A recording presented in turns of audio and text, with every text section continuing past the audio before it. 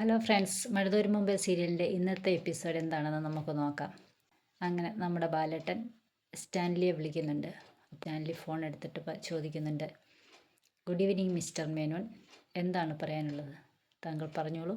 അപ്പോൾ നമ്മുടെ ബാലേട്ടൻ പറയുന്നുണ്ട്, നാളെ താങ്കൾ അവിടെ കാണുമോ? ഉച്ച കഴിഞ്ഞ് ഞാനും അലീനയും കൂടി അങ്ങോട്ട് വരുന്നുണ്ട്. ഓക്കെ, ഞാനിവിടെ ഉണ്ട്, എപ്പോൾ വേണമെങ്കിലും നിങ്ങൾക്ക് വരാം. താങ്കളുടെ ഫാമിലിയെപ്പറ്റി എനിക്കറിയില്ല. താങ്കൾക്ക് ഭാര്യയും മക്കളും ഉണ്ടെന്ന് താങ്കൾ സൂചിപ്പിച്ചിട്ടുണ്ട്. അതുകൊണ്ട് താങ്കളുടെ വീട്ടിലുള്ളവർക്ക് അലീനെ ബുദ്ധിമുട്ടാണെങ്കിൽ എന്നെ തിരിച്ചേൽപ്പിക്കണം. അല്ലെങ്കിൽ അലീനെ കൊണ്ട് താങ്കൾക്ക് ബുദ്ധിമുട്ടാണെങ്കിൽ താങ്കൾ എന്നെ തിരിച്ചേൽപ്പിക്കണം. അപ്പോൾ സ്റ്റാൻലി പറഞ്ഞു, മേനോൻ, അലീന എൻ്റെ മകളാണ്, അത് ഞാൻ മാനേജ് ചെയ്തോളാം. ആ ഓക്കെ, നാളെ ഞങ്ങൾ ഉച്ച കഴിഞ്ഞ് വരുന്നുണ്ട്. അലീനെ വിളിക്കാനായി ഞാൻ വേണമെങ്കിൽ അങ്ങോട്ട് വരാം, അല്ലെങ്കിൽ താങ്കൾക്ക് ഇങ്ങോട്ട് വരാം അലീനയും കൊണ്ട്. അപ്പോൾ പറഞ്ഞു, വേണ്ട, താങ്കളെവിടെ പരിചയപ്പെടുത്താൻ ഞാൻ ഉദ്ദേശിക്കുന്നില്ല. ഞാനും അലീനയും കൂടി നാളെ ഉച്ചയ്ക്ക് അങ്ങോട്ട് വരും. ഓക്കെ. പിന്നീട് അലീനെ കൊണ്ടുവിട്ടിട്ട് പോകാൻ തുടങ്ങുന്ന മനുവിനോട് അലീന പറയും, എന്താ ഇവിടെ ഇറങ്ങുന്നില്ലേ? അപ്പോൾ ചോദിക്കും, ഇനി എന്തു പറയാനാ? പറയാനുള്ള എല്ലാം പറഞ്ഞല്ലോ, ഇനിയൊന്നുമില്ലല്ലോ, ഇനി എന്തെങ്കിലും പറയാനുണ്ടോ? അപ്പോൾ പറയും, യാത്ര പറയാനാണോ? എന്നോട് യാത്ര പറയണ്ട, എന്നെ യാത്ര പറയാനെ കൊണ്ട് വിളിക്കുകയും വേണ്ട. എന്തു പറയാനാ നിനക്ക്? അപ്പോൾ പറയും, പറയാതെ കേൾക്കാൻ.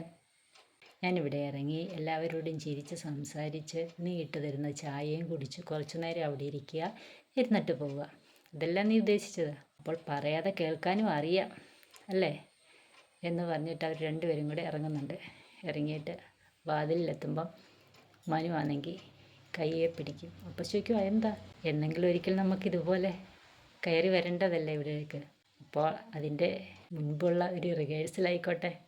അങ്ങനെ അവർ രണ്ടുപേരും കൂടെ അകത്തോട്ട് കയറി വരുമ്പോൾ കൃഷ്ണമോൾ വന്ന് ചോദിക്കും, ആ മനുവേട്ടനെ എങ്ങനെ കിട്ടി?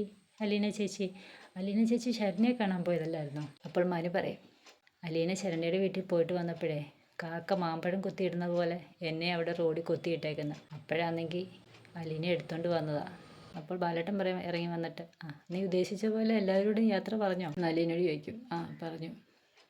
ബാലേട്ടൻ പറയും, ആ ഇപ്പം എല്ലാവർക്കും സന്തോഷമായി കാണുമല്ലോ കൊല്ലപ്പള്ളിയിലെ?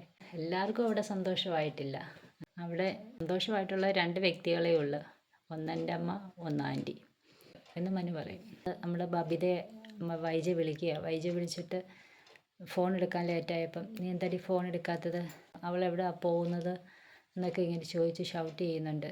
അപ്പോൾ അമ്മയുടെ ആഗ്രഹപ്രകാരം അലീന ചേച്ചി ഇവിടുന്ന് പോവുക നാളെ. നീ എന്താടി ഇങ്ങോട്ടൊന്നും വിളിക്കാത്തത്? ഞാൻ എപ്പോഴേലും വിളിച്ചു കഴിഞ്ഞാലും ഫോൺ എടുക്കുന്നില്ലല്ലോ. അന്നേരം പറയും, അമ്മയുടെ സംസാരം ശരിയല്ല, അത് കേൾക്കാൻ വേണ്ടി ഞാൻ എന്തിനാ അങ്ങോട്ട് വിളിച്ച് എൻ്റെ മനസ്സമാധാനം കളയുന്നത്?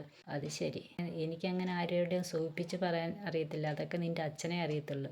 അവിടുത്തെ കാര്യങ്ങളൊക്കെ മറ്റുള്ളവർ പറഞ്ഞ് വേണോടി ഞാൻ അറിയേണ്ടത്? എന്താടി നിങ്ങൾക്ക് എന്നെ ഇടയ്ക്ക് വിളിച്ചാലേ എന്നൊക്കെ വൈജ ചോദിക്കും.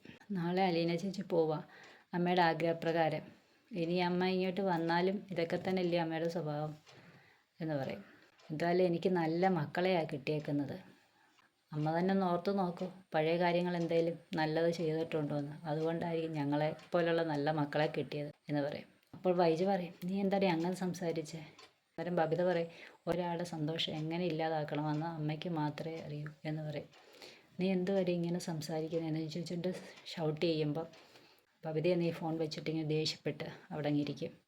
അപ്പോഴാണ് നമ്മുടെ അലീന ചായയായിട്ട് വരും. ബബീന്ന് വിളിക്കുമ്പോൾ അലീനയോട് ദേഷ്യപ്പെടും, എന്താ ചോദിച്ചു. അത് കഴിഞ്ഞിട്ട് ചോദിക്കും, ഇപ്പം എന്ത് പറ്റി ദേഷ്യപ്പെട്ടിരിക്കുന്നത്? അപ്പോൾ പറഞ്ഞു, ഓ അമ്മ വിളിച്ചായിരുന്നു. അപ്പോൾ പറയും, എന്തിനാ അമ്മയോടും അച്ഛനോടും ഒന്നും ദേഷ്യപ്പെടരുത് മോളെ എന്നിങ്ങനെ പറയും. നമ്മൾ ഒരാളെ ആയുധമെടുത്ത് ഉപദ്രവിക്കുന്നതിന് തുല്യമാണ് വാക്കുകൊണ്ട് പറയുന്നത്, അത് മാനസികമായി മുറിവേൽപ്പിക്കും എന്ന് പറഞ്ഞു. എന്നാൽ അലീന പറയും ബബിതയോട്. അപ്പോൾ ബബിത പറയും, എനിക്ക് എപ്പോഴും അങ്ങ് ദേഷ്യം വരുക, എന്താണെന്ന് എനിക്കറിയില്ല, അതോ ഇനി ഞാൻ അഹങ്കാരി ആയതുകൊണ്ടാണോ കൃഷ്ണമോള് പറഞ്ഞ പോലെ? കൃഷ്ണമോൾ അങ്ങനെ പറഞ്ഞോ? എന്നാൽ കൃഷ്ണമോളോട് ചോദിക്കണമല്ലോ എന്നും പറഞ്ഞുകൊണ്ട് അലീന കൃഷ്ണമോളെ എന്ന് വിളിക്കും. അപ്പോൾ രോഹിത് കയറി വരും. രോഹിത് വന്നിട്ട് ചോദിക്കും, ആഹാ ഇവിടെ റൂം സർവീസൊക്കെ ഉണ്ടോ? ബബിത ചായ കുടിക്കുന്ന കണ്ടുകൊണ്ട് ചോദിക്കുന്നതാണ്. അപ്പോൾ ബബിത പറയും, നേരത്തെ ഇവിടെ റൂം സർവീസൊക്കെ ഉണ്ടായിരുന്നല്ലോ എന്ന് പറയും. അലീന പറയും, കൃഷ്ണമോൾ എന്ത് ചെയ്യും? അന്നേരം രോഹിത് പറയും, കൃഷ്ണമോളാണെങ്കിൽ സിറ്റൗട്ടിൽ ഇരുന്ന് ഫോൺ ചെയ്യുന്നെന്ന് പറയും. രോഹിത് ചോദിക്കും, എന്തിനാ ചേച്ചി?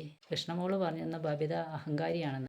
അതായിരുന്നു ആ കാര്യം, അതെന്നോട് ചോദിച്ചപ്പോഴേ ഞാൻ പറയത്തില്ല, ഈ ലോകത്തിലേക്ക് ഏറ്റവും അഹങ്കാരി ഇവളാ, പിന്നെ അഹങ്കാരത്തിന് കൈയും കാലും വെച്ചത് എന്ന് പറയുമ്പോഴത്തേക്ക് അലീനയുടെ കയ്യിലോട്ട് ചായ കൊടുത്തിട്ട് എഴുന്നേൽക്കാൻ തുടങ്ങുമ്പോഴത്തേക്ക് രോഹിത് ഇറങ്ങി ഓടും. ബബിത ഇറങ്ങി വന്ന് അവിടെ ഇരുന്നൊരു കുഷ്യൻ എടുത്തിട്ട് ഒറ്റയേറ് കൊടുക്കും. തിരിച്ച് രോഹിത് അത് തിരിച്ചറിയും. അത് ബബിതയുടെ ദേഹത്ത് കൊള്ളത്തില്ല. ബബിത ഇങ്ങനെ ചെയ്യുമ്പോഴത്തേക്ക് അത് അലീനയുടെ ദേഹത്ത് കൊള്ളും. അത് കഴിഞ്ഞ് രാത്രിയിൽ അലീനെ കിടക്കാൻ തുടങ്ങുമ്പോൾ കൃഷ്ണമോൾ വരും. കൃഷ്ണമോൾ വന്നിട്ട് പറയും, എനിക്ക് ഉറക്കം വരുന്നില്ല ചേച്ചി, ചേച്ചി നാളെ പോകുന്നതിൻ്റെ ടെൻഷനൊക്കെയാന്ന് പറയും. എന്നാൽ അലീന പറയും, മോൾ എന്നാൽ ഇവിടെ കിടന്നാൽ മതി എന്നും പറഞ്ഞിട്ട് അവർ രണ്ടുപേരും കൂടെ അവിടെ കിടന്ന് ഓരോ കാര്യങ്ങളൊക്കെ ഇങ്ങനെ പറഞ്ഞുകൊണ്ട് കിടക്കും. അങ്ങനെയാണ് ഇന്നത്തെ എപ്പിസോഡ് നിൽക്കുന്നത്. Okay, Tata, bye bye.